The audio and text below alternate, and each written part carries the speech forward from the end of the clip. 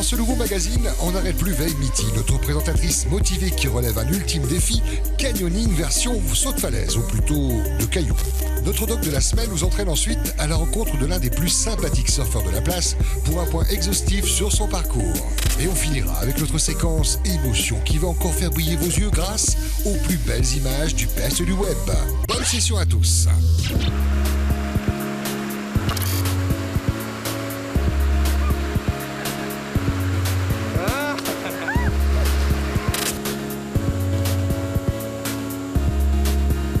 Bonjour Arnaud. Bonjour. Comment tu vas? Comme toujours, ça va. Ça va. Alors dis-moi, est-ce que tu peux te présenter s'il te plaît?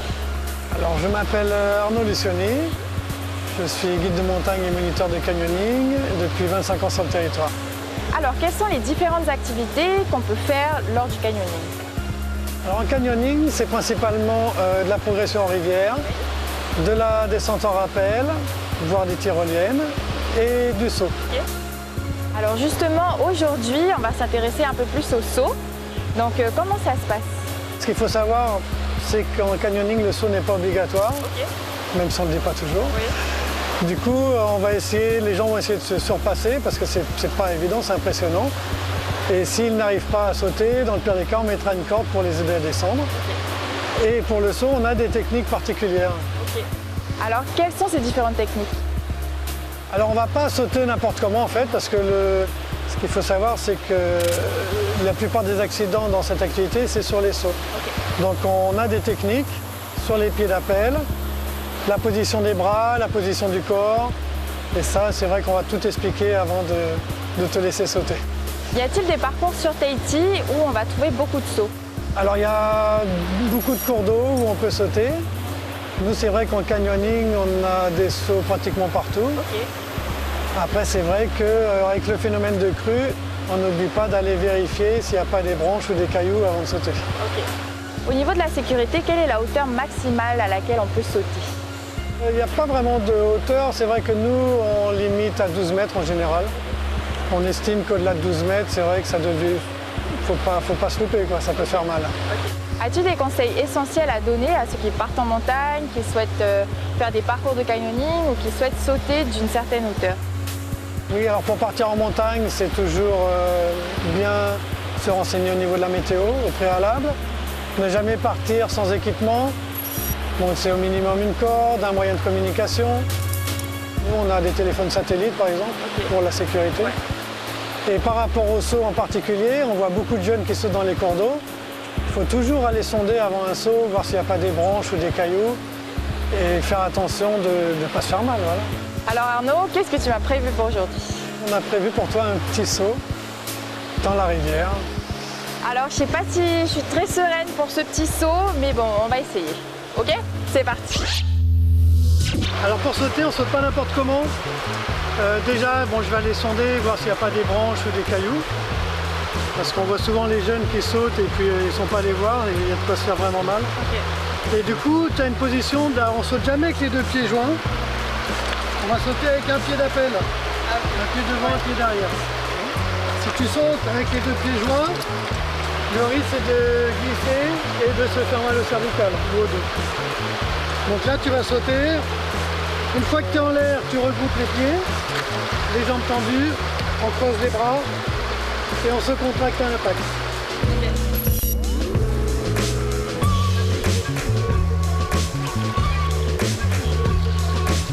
Bon bah, c'est parti pour le grand saut.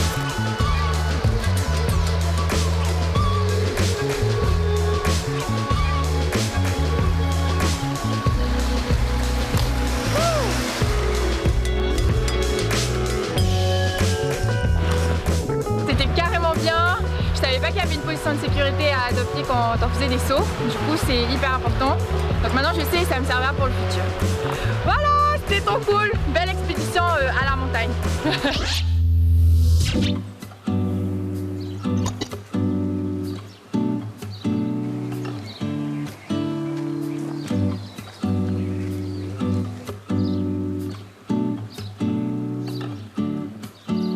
Cette semaine, focus sur Tereva David, surfeur, coach et désormais ambassadeur d'une marque connue de caméras embarquées. Il nous confie ainsi les avantages de disposer de ce genre de caméra durant ses sessions pour immortaliser ses exploits et ensuite les partager à l'international. C'est parti!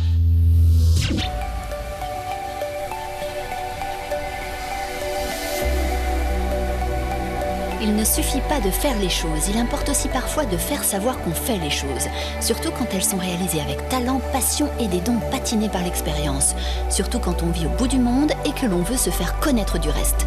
Tereva David l'a bien compris.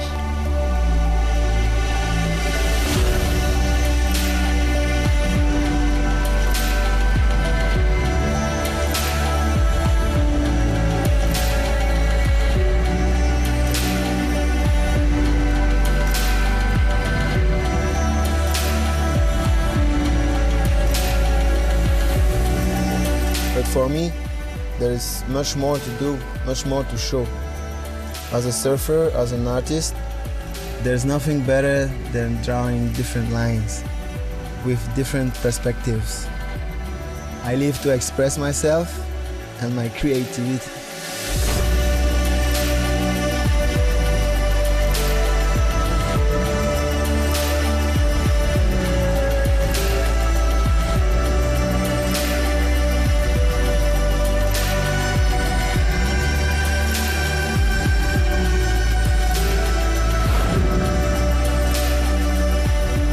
J'utilise la GoPro depuis presque 10 ans maintenant, depuis la GoPro 1. Et j'ai fait beaucoup d'images et j'ai essayé de me faire remarquer, mais ça a été difficile d'être loin un peu de tout le business du surf. Et avec un ami d'Amérique qui m'a beaucoup aidé, il s'appelle Phil Waller, il a vu que j'avais beaucoup d'images et que je pouvais faire quelque chose avec GoPro. Il m'a tout de suite conseillé et qu'il pouvait m'aider à faire le montage et tout. Donc on a travaillé un montage ensemble.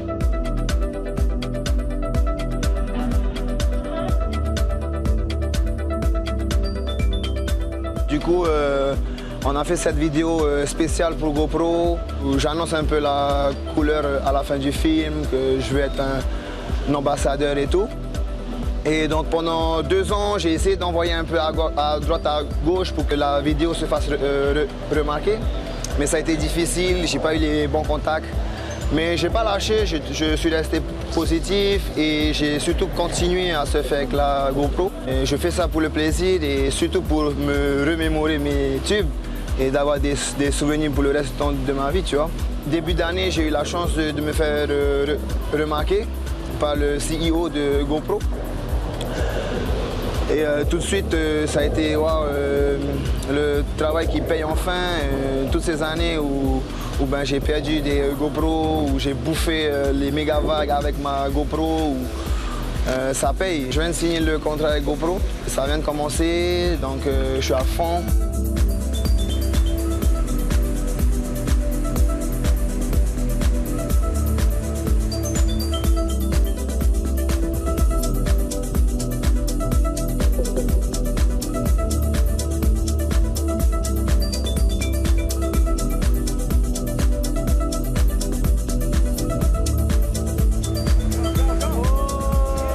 Le job, c'est de faire des belles images tous les jours et de leur envoyer le contenu et de pouvoir faire des gros projets avec les amis et mon oncle VTA.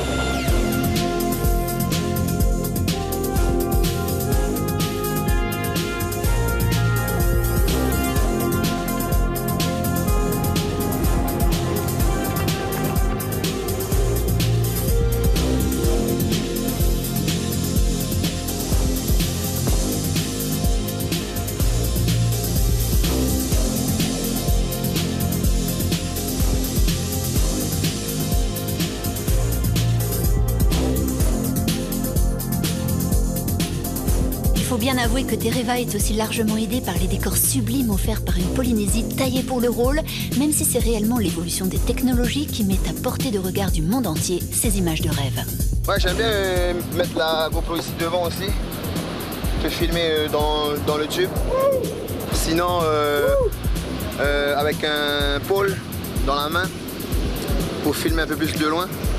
Mais je préfère quand même le mouthpiece parce qu'avec ça, tu peux tout faire, tu peux mettre dans la poche, tu peux mettre dans ta main comme ça. Parfois aussi décisif pour une carrière de sportif de haut niveau et a fortiori de surfeur que des performances réalisées en compétition, ces petits bijoux embarqués se sont imposés comme des partenaires et des gardiens de mémoire indispensables. J'incite tous les jeunes à utiliser la GoPro pour pouvoir faire des images et pour avoir des souvenirs de vos plus beaux tubes que vous avez eus dans votre vie. Le talent des surfeurs locaux méritait bien d'être ainsi mis en lumière dans ce berceau du surf dont l'éloignement les pénalise parfois, même s'ils ont appris il y a bien longtemps à le compenser par la solidarité.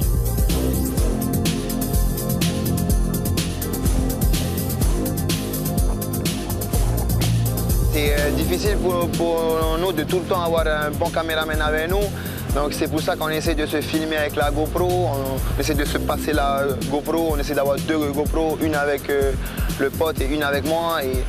Et voilà, faire des images qui changent aussi et que les gens aussi qui regardent, qui ne savent pas c'est quoi le surf, qu'ils puissent voir des moments cruciaux, par exemple quand on tombe dans la vague ou quand on fait des tubes incroyables, tu peux être dans le tube avec nous, c'est quelque chose de magique qu'on peut partager et qu'on adore.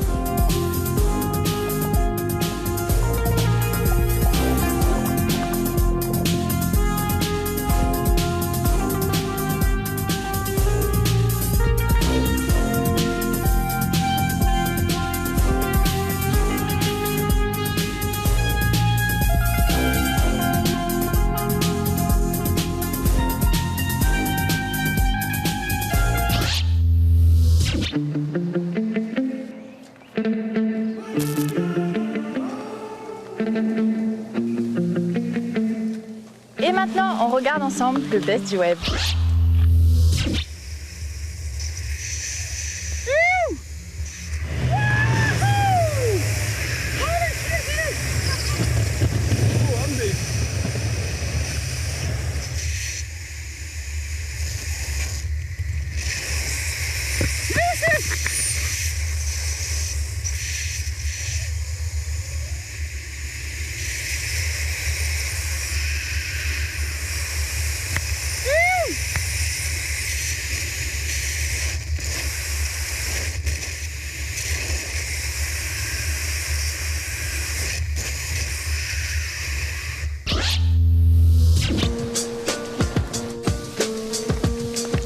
Merci à tous d'avoir été parmi nous aujourd'hui. Pour revoir cet épisode en replay, rendez-vous sur la plateforme de Polynésie La Première ou bien rejoignez-nous sur nos réseaux sociaux. En attendant notre prochain rendez-vous, je vous souhaite à tous une belle semaine et de belles sessions. Nana tout le monde!